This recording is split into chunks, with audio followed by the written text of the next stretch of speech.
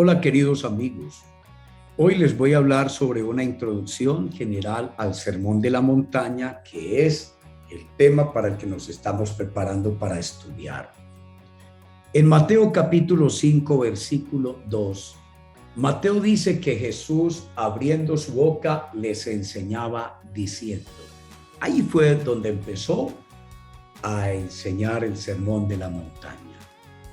El Sermón del Monte o de la Montaña contiene las enseñanzas más conocidas de Jesús por todo el mundo, por las religiones. Seguramente ustedes recordarán muchas palabras del Sermón de la Montaña, pero aunque es el más conocido, es el menos entendido por la gente, el que menos entiende a la hora de interpretarlo, y peor, el que menos se practica.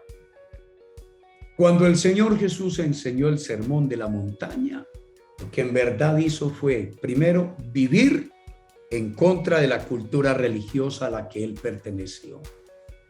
Y todo el que recibió las palabras de Jesús y las llevó en práctica, se hizo odiar, aborrecer y perseguir de la cultura religiosa. Recordemos, amigos, que los que asesinaron a Jesús, dieron la orden de matarlo, fueron los principales sacerdotes. Ellos eran los representantes de Dios en la tierra, que irónicamente era Jesús. Mataron al autor del universo, al autor de la vida, al autor de la salvación. Y si el Señor viniera hoy, les aseguro que hoy le harían lo mismo. Queridos amigos, vivir el Evangelio es vivir en contra de la cultura cristiana de este tiempo. Sí, es echarnos de enemigos a nuestra propia familia, como Jesús lo predicó y lo vivió.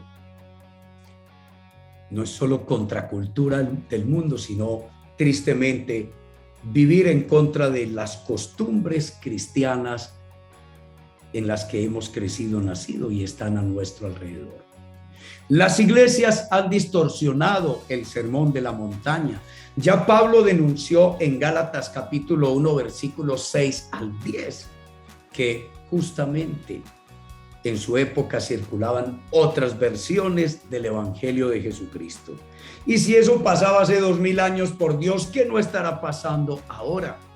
Queridos amigos, todo lo que Jesús enseñó que no practicáramos los cristianos hoy en su nombre es lo que hoy se hace en su nombre.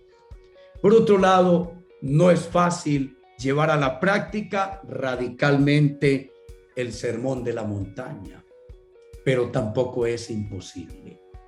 Se necesita nacer de nuevo, tener un nacimiento, y ese nuevo nacimiento de Dios se hace posible gracias al Espíritu Santo.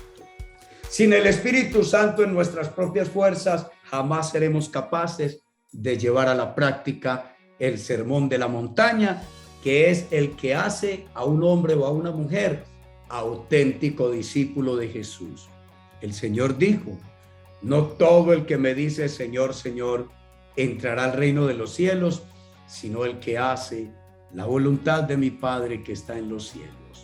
Mateo 7, 21 al 23. Queridos amigos, así nos disponemos entonces para que en la próxima oportunidad comencemos a ver las primeras palabras del Sermón de la Montaña. Los amo en Cristo. Hasta la próxima oportunidad.